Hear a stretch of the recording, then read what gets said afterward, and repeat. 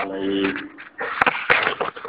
ونعوذ بالله من شرور أنفسنا ومن سيئات أعمالنا من يهده الله فلا مضل له ومن يضلل فلا هادي له ونشهد أن لا إله إلا الله وحده لا شريك له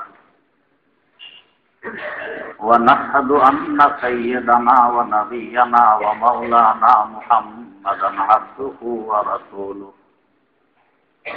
أرسله بالحق بشيرا ونذيرا وداعيا إلى الله بإذنه وسراجا منيرا صلى الله تعالى عليه وعلى آله وأصحابه وسلم تسليما كثيرا كثيرا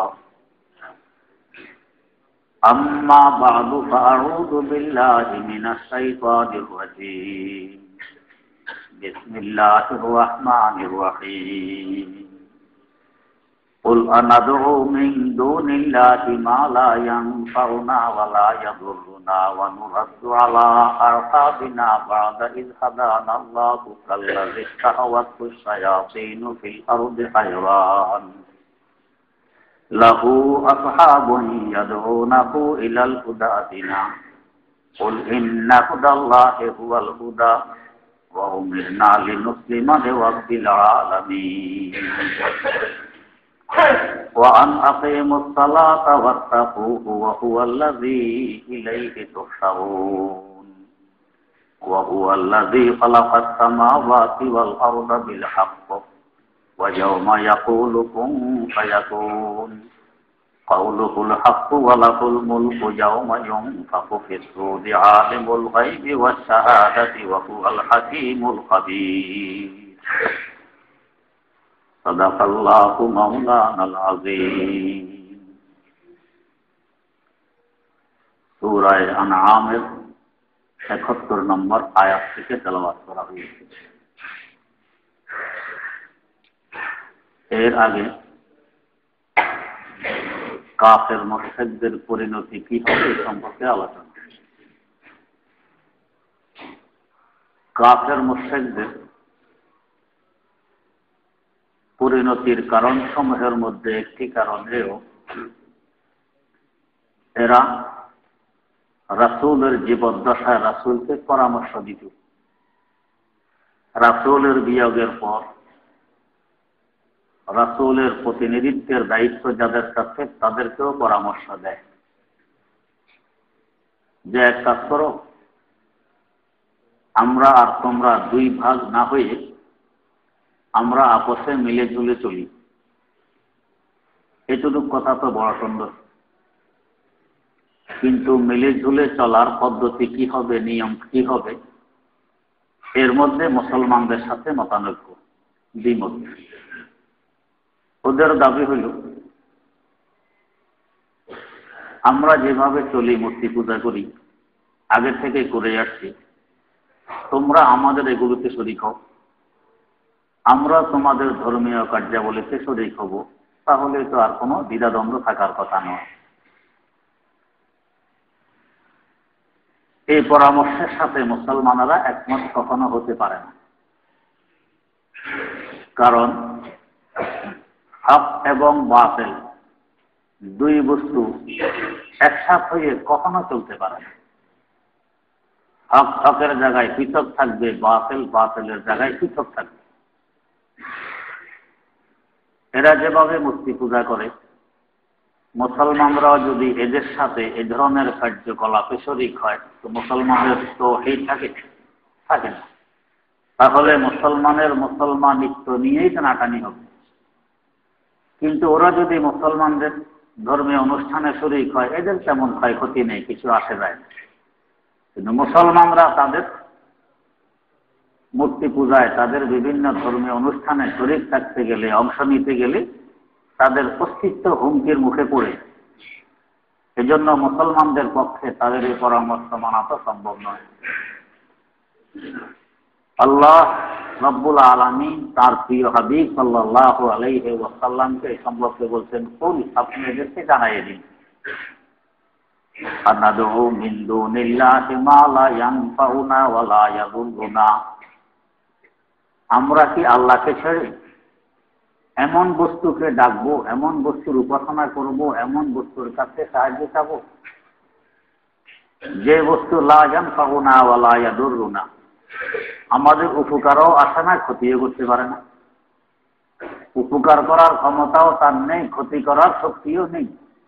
যেমন ধরুন মূর্তি, এরা মূর্তির কাছে কত কিছু চায়, মূর্তিকে খাবার দেয়, দুধ কলা দেয়, ফল ফ্রুট দেয়।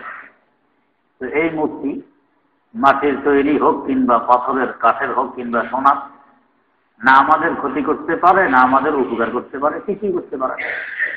এই ধরনের জামাতে মহৎ নির্জীব এক বস্তুকে ডাকবো, তার উপাসনা করবো, এটা হয় কি করে? দেখবেন আমাদের আশেপাশে যে সমস্ত হিন্দু সম্প্রদায়, বৌদ্ধ সম্প্রদায় আছে, এদের তীর্থস্থান, এদের মন্দিরে গেলে দেখবেন মূর্তির সামনে কিছু খাবার দেয়া, ফল ফ্রুট, দুধ কলা ইত্যাদি, কমলার কোষ, আনারের কিছু দানা, এগুলো সামনে রাখা। অথচ জানে যে এগুলো খেতে পারবে না, তারপরেও দেখে। যখন মানুষ ঈমান হারা হয়, তাওহীদের মতো দৌলত যখন মানুষের কলবে না থাকে, তো বিবেক বুদ্ধিও বিদায় নিয়ে যায়। দেখতেছে এরা খায় না, খাইতে পারে না, খাওয়া সম্ভব নয়, তারপরেও দেয়। বিবেক বুদ্ধি থাকলে কি দিবে? আরো আশ্চর্য হবেন, এই যে মূর্তির সামনে এগুলো দিল,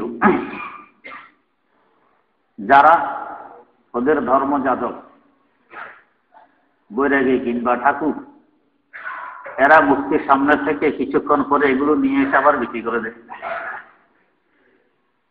আমি প্রোগ্রামে গেছিলাম মহেশখাল চিটাগাং, ওইখানে হিন্দুদের বৌদ্ধদের বড় তীর্থস্থান, বাংলাদেশের সবচেয়ে বড় তীর্থস্থান বৌদ্ধদের চিটাগাং মহেশখালী।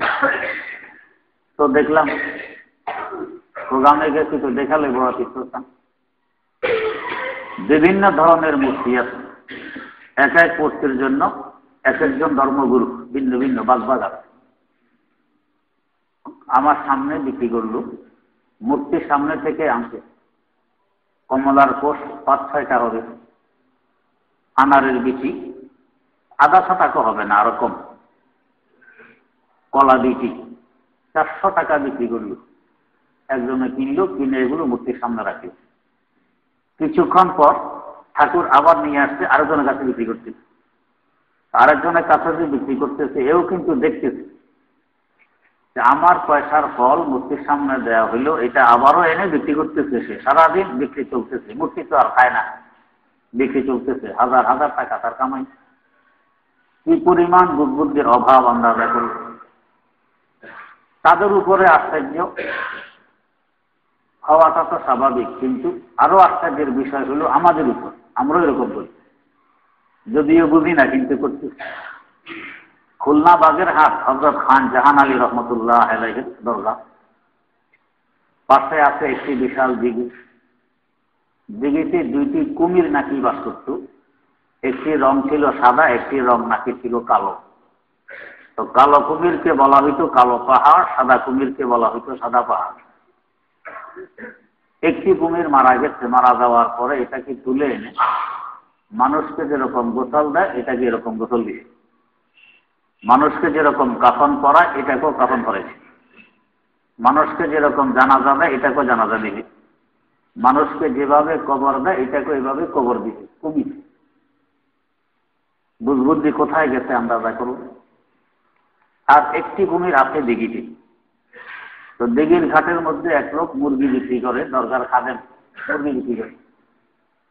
তো মানুষ 200, 300, 400, 500 টাকা দিয়েও মুরগি এটা খরিদ করে, ওই কুমিরকে খাওয়ানোর জন্য খরিদ করে দিঘির মধ্যে ছুঁড়ে মারে, কুমির খাবে।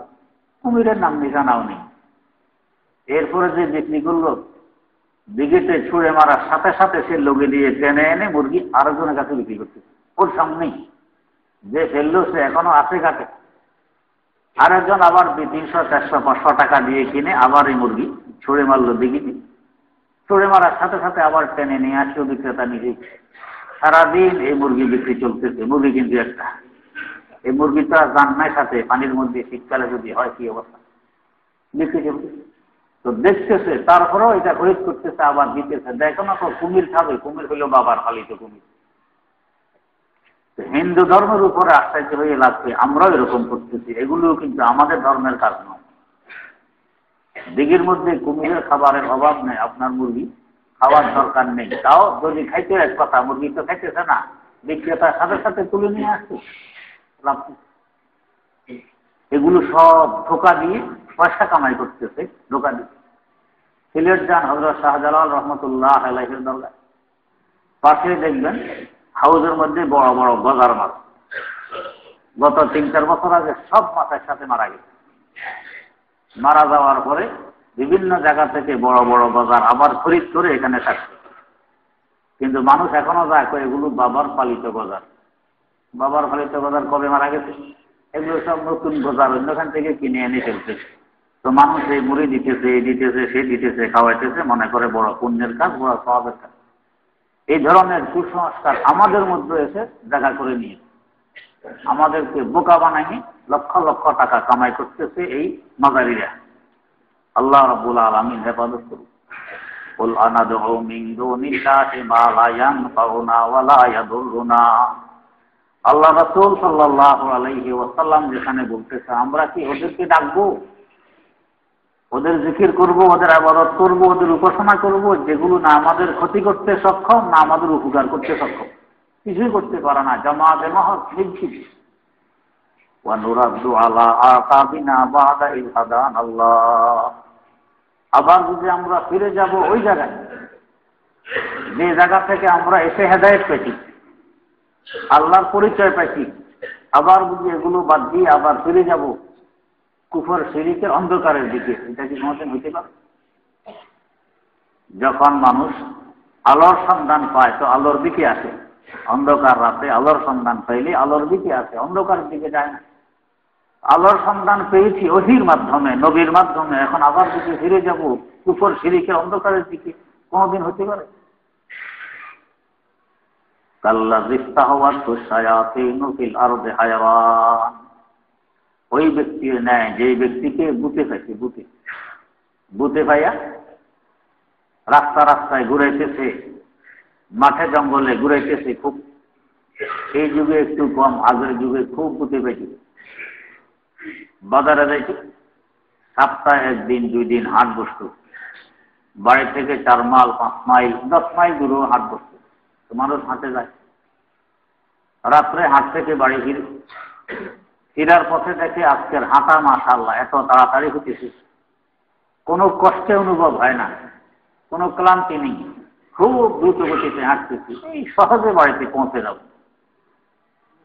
হাঁটতে হাঁটতে এত দীর্ঘ সময় যে হাঁটলাম এটারও অনুভব হয় না। হাঁটছি রাত ভর হাঁটার পর যখন সবে সাথে উদিত হয়, মুয়াজ্জিন আযান দেয়, তো মনে মনে বলে মুয়াজ্জিন দিশা হারাইছে, এখন কি ফজর ওয়াক্ত হয়েছে, কিসের আযান? একটু পরে দেখে যে সূর্য উঁকি মারতে উঠতেছে, এখন দেখে মুয়াজ্জিন তো দিশা হারাই না, দিশা আমি হারাইছি। যেদিকে বাড়ি উল্টা দিকে 10-12 মাইল আসছে, দূর উল্টা দিকে। তো দোষ হলো মুয়াজ্জিনের, মুয়াজ্জিন দিশা হারাইছে, আসলে দিশা আমি হারাইছি। এদেরকে বলে দিয়াবুত। দিয়াবুতে পায়, আগের যুগের এরকম পাইয়া মানুষকে ঘুরাইতে, রাত ভর ঘুরাইতে। আল্লাহ পাক বলতেছেন, কাল্লাযী ইসতাহওয়াতহু শায়াতিনু ফিল আরদি হায়রান। সরগর্দান পরিশান অবস্থায় ঘুরেতেছে মাঠে মাঠে। এটা তো কোনোদিন কাম্য নয়, বরং হেদায়েতে একবার উঠলে গন্তব্যে পৌঁছার চেষ্টা। ডানে বাঁ এদিক সেদিক ঘোরাঘুরির তো কোনো অর্থ নেই। যেরকম বনি ইসরাঈলরা ঘুরছিল ময়দানে তীর, সিনা উপত্যকায়, এদের অবস্থান আল্লাহ পাকের পক্ষ থেকে মুক্তে খাবার আছে, মান্না কালুয়া। রাতভর যেরকম কুয়াশা পড়ে, এরকম হালুয়ার মতো রাতভর বিভিন্ন পাথর পাথরের মধ্যে পড়ে থাকতো। সকালে এখান থেকে এগুলো কুড়ে নিয়ে আসতো, খুব সুস্বাদু হালুয়া। আর পাখি নামতো আল্লাহর পক্ষ থেকে, এই পাখিগুলো ধরতে গেলে ভাগতো না, এগুলো বাজি করে খাইতো। কত সাপ পাখিগুলো মস্তে খাইতে পারতেছে, এখন দরকার ছিল শুধু আল্লাহর গোলামি করা আর ইবাদত করা। তা না করে কয় না আমরা মিশর যাব। সেখানে গিয়ে আমরা খাবো ডাল, আমরা খাবো পেঁয়াজ, আমরা খাবো রসুন। কি পরিমাণ বুঝবুদ্ধির অভাব। সাইয়েদেনা হযরত মূসা আলা নবিয়িনা ওয়া আলাইহিস সালাতু ওয়াস সালাম যতই বুঝান এরা বোঝে না, এরাই বেশি বুঝে। তো বস ঠিক আছে, যখন বোঝো না তো চলো মিশর। তো মিশর কোন দিকে? মিশর সোজা করে হাঁটা আরম্ভ করে, সারা দিন হাঁটে। হাঁটতে হাঁটতে বিকালে দেখে যেখান থেকে হাঁটা শুরু করেছিল সেখানে এসে হাজির। ধোঁকা খেয়ে গেল। এবার তো বোঝা উচিত ছিল যে আমরা এইভাবে হাঁটলে মিশর পৌঁছতে পারবো না। আমাদের পথ প্রদর্শক আছেন হযরত মূসা আলাইহিস সালাম, তার পরামর্শ অনুযায়ী চলি কিনা। আগামী দিন আবার মিশর যাও, আবার মিশর সোজা করে হাঁটা আরম্ভ করে দলবল নিয়ে। সারাদিন হাঁটার পর বিকালে দেখে যেখান থেকে হাঁটা শুরু করছিল এখানে। এইভাবে দীর্ঘ 40 বছর হাঁটছে, তারপরেও বুঝে আসেন। যেমন বেহাঙ্গাম উম্মত আমরা দেখো, এদেরকে বলা হয় বনী ইসরাইল, এদের স্বভাব। এখন সারা দুনিয়ায় অশান্তির আগুন জ্বালায় রাখছে বনী ইসরাইল। নিজেরাও তো অশান্তি ভোগ করতেছে, এখনো আদিকালেও। শান্তি এদের সহ্য হয় না, এটা এদের নেচার। কিছু পোকা আছে দেখবেন, এগুলো থাকতে হয় দুর্গন্ধময়, নাপাক, গান্দা, পচা বস্তুর মধ্যে। ভালো জায়গায় আসলে এরা থাকতেই পারে না। একটি গরু মারা গেছে, গরু প্রথমে তার পেট ফাঁসে, এখানে দেখবেন যে সাদা সাদা লম্বা লম্বা পোকা কিলবিল কিলবিল করছে। পায়খানার মধ্যে এগুলো হয়। এখন একজন এই অবস্থা দেখে বড় সবাই, আহারে এই পোকা বেচারা সারা জীবন দুর্গন্ধের ভিতরে, অপরিষ্কার নাপাক অবস্থা, সেখান থেকে উঠাই নিয়ে আসছে। তাহলে শ্যাম্পু দিয়ে ধুয়ে টুয়ে আতর, প্যান্ট ইত্যাদি সিটাই একবারে কাঁচের ভিতরে সুন্দর করে রাখছে যে এখানে বসবাস করো, এই পচা জায়গায়, দুর্গন্ধময় জায়গায় থাকতে তোমাদের কষ্ট, এখানেই থাকো। রাখার কিছুক্ষণ করেছে দেখে একটাও চিন্তা নেই। কেন? নেচার হইল নাপাক জায়গায় থাকা, স্বভাব হইল দুর্গন্ধময় জায়গায় থাকা, পরিষ্কার জায়গা থাকা স্বভাবের মধ্যেই নেই। হাকিম উম্মত মুজাদ্দিদুল মিল্লাত শাহ আশরাফ আলী থানভী রাহমাতুল্লাহ আলাইহি উল্লেখ করছেন এক লোকের ঘটনা। কোথাও দেখেছে, যাইতে দেখে যে পথের কিনারায় আতরের দোকান। তো আতরের দোকানের কাছে দিয়া গেলেও কিছু না কিছু উপকৃত হওয়া যায়, গ্রাম পাওয়া যায়। আতর না কিনলেও গ্রাম পাওয়া যায়।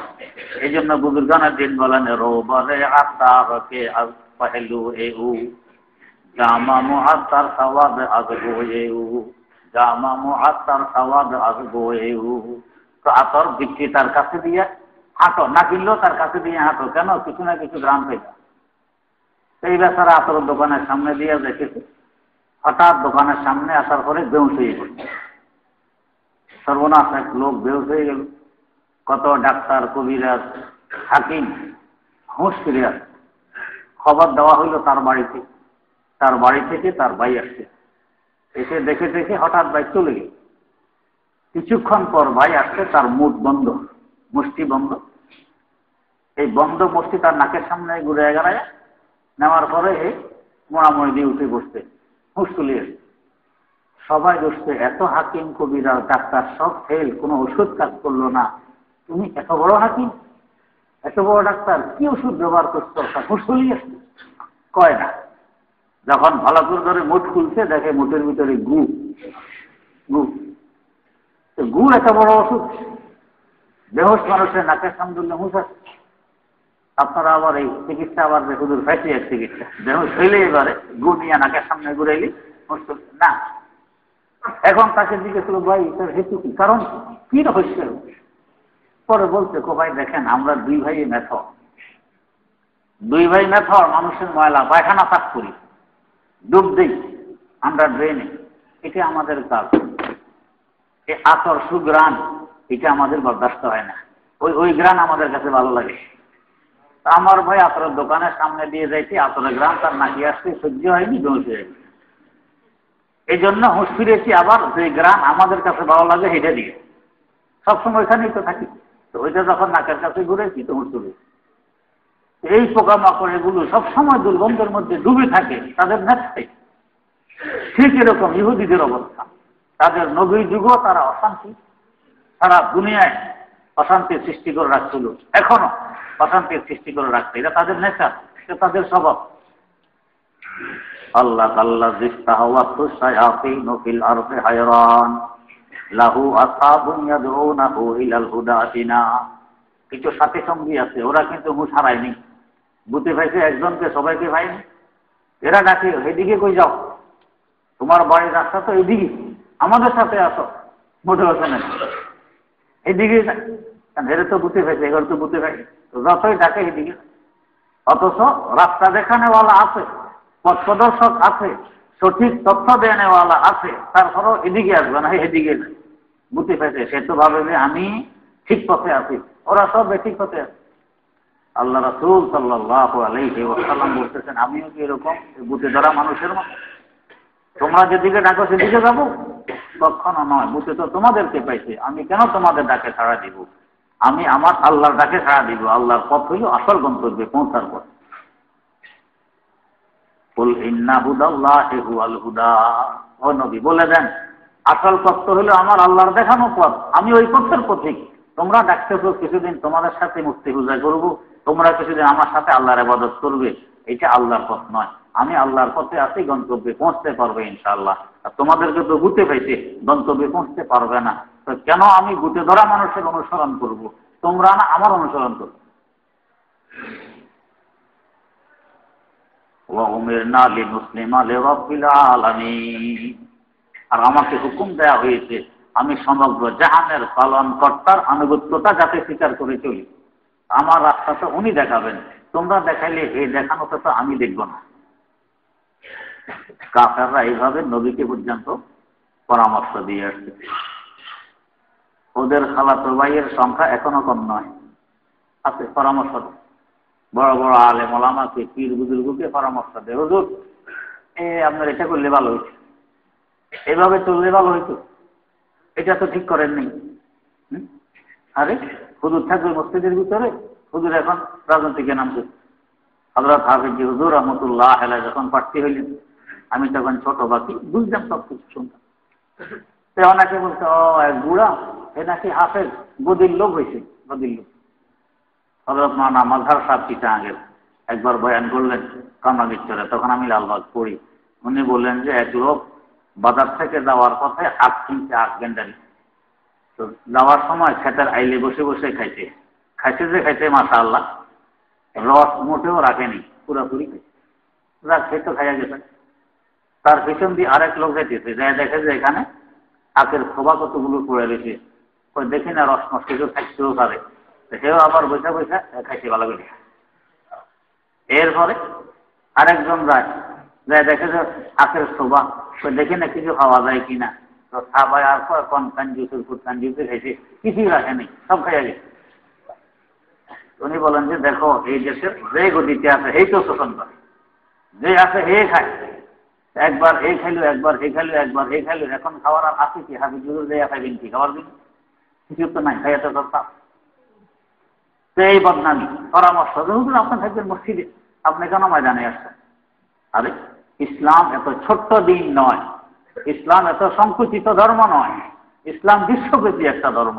সে যেরকম মসজিদে থাকে এরকম সংসদ ভবনও থাকে, সে যেরকম মাদ্রাসায় থাকে কলেজ ভার্সিটিতেও থাকে, সবখানে থাকে। এটাকে যারা মনে করবে শুধু মসজিদে থাকবে, কলেজে থাকবে ইসলাম, এটার নাম, এটা মুসলমানের ধারণা হইতে পারে না। এটা হলো যারা সেকুলারিজমের বিশ্বাসী যারা, ওরা এই কথা বুঝে। কারণ ওদের ধারণা মতে ধর্ম খোদা প্রদত্ত কোনো কিছু নয়, ধর্ম হলো নিজের মনের খোরাক। এই জন্য আমাদের দেশেও কিছু বুঝবুদ্ধির অভাব দ্বারা ওদের কথায় সর মিলায়, তো ধর্ম যার যার ব্যাপার। দেখান দাম কিসের যার যার ব্যাপার? ধর্ম আল্লাহ পক্ষ থেকে আসছে, সকলের ব্যাপার, কিসের যার যার ব্যাপার? সকলকে একমুখী হয়ে চলতে হবে। কয় না, ধর্ম যার যার ব্যাপার। তার মানে এটা সেকুলারিজমের মূল থিওরি। তাদের দর্শন হইল, ধর্ম হইল মনের খোরাক মিটানোর নাম। কয়েকজনের মনের খোরাক মিটে ডুলফি দিলে, সে ডুলফি যাবে, এটাতে তার মনের খোরাক মিটবে, এটা তার ধর্ম। আরেকজনের মনের খোরাক মিটে গান গাইলে, তো সে গান গাইবে, এটা তার ধর্ম। আরেকজনের মনের খোরাক মিটে এই মূর্তির সামনে দুধ কলা পিয়া রাখলে, তো সে মূর্তির সামনে দুধ কলা পিয়া রাখবে, এটা তার ধর্ম। আরেকজনের মনের খোরাক মিটে মসজিদে এসে আল্লাহকে সিজদা করলে, তো সে মসজিদে আসবে, আল্লাহকে সিজদা করবে, এটা তার ধর্ম। এই জন্য বলে ধর্ম নিজ নিজ ব্যাপার। এটা সেকুলারিজমের মূল দর্শন। ইসলাম এটা বলে না। ইসলাম বলে ধর্ম সকলের ব্যাপার। কিসের নিজ নিজ ব্যাপার? ধর্ম আল্লাহর পক্ষ থেকে আসছে একটি সংবিধান, এটা মেনে চলতে হবে সবাইকে। মসজিদও এটা মানা লাগবে, সংসদও মানা লাগবে, ঘরের বাইরেও মানা লাগবে, ভিতরেও মানা লাগবে। এটা মাদ্রাসায়ও মানা লাগবে, স্কুল কলেজ ভার্সিটিতেও মানা লাগবে। সব জায়গায় সমানভাবে এটা চলবে। এটা কারো জন্য দাগ নাই যে অমুকে পালন করবে আর অমুকে করবে না। আমাদের দিন ইসলাম এমন নয়। সেই পরামর্শ দিতেছে, হুজুর আপনি মসজিদে আসেন তো মসজিদে থাকেন, আপনার বাইকের না। ওদের ভালো তো ভাই, ওদের এই স্বভাব। আল্লাহ রাসূলকে এভাবে পরামর্শ দিয়ে গেছে, তো রাসূলের প্রতিনিধিত্বের দায়িত্ব যাদের কাছে আসছে এদেরকে ধরনের পরামর্শ দেয়। এটা দিনের কথা না, এটা সেকুলারিজমের কথা। আল্লাহ পাক সহি বুঝার তৌফিক দান করুন। ওয়ান আকিমুস সালাতা ওয়াত্তাকুহু ওয়া হুয়াল্লাযী ইলাইহি তুহশারুন। রাস্তা তো আমাকে আল্লাহ পাক দেখাবেন, তোমরা নও। আল্লাহ রাব্বুল আলামিন আমাকে হুকুম করছেন যাতে আমি তার আনুগত্যতা স্বীকার করে চলি। এই আনুগত্যতা 16 আনা প্রকাশ পাবে নামাজ কায়েমের মাধ্যমে। ওয়ান আকিমুস সালাহ, নামাজ কায়েম করব, নামাজের হক আদায় করে নামাজ পড়ব। ওয়াত্তাকু, ভয় করবে একমাত্র আল্লাহ রাব্বুল আলামিনকে। ওয়া হুয়াল্লাযী ইলাইহি তুহশারুন, তিনি এমন সত্তা যার কাছে আমাদের সকলকে একদিন একত্রিত হতে হবে। ওয়া হুয়াল্লাযী খালাকাস সামাওয়াতি ওয়াল আরদা বিল হক, তিনি এমন সত্তা যিনি আকাশসমূহ এবং জমিনকে সৃষ্টি করেছেন। বিল হক, হকের সাথে, বেহুদা সৃষ্টি করেননি, কোনো দরকারে কোনো কাজে সৃষ্টি করছেন। ওয়া ইয়াউমা ইয়াকুলু কুন ফায়াকুন, তো তিনি সবাইকে একত্রিত করবেন, তার কাছে একত্রিত হইতে হবে। কিভাবে হবো? একজন পৃথিবীর এই প্রান্তে আর একজন ওই প্রান্তে।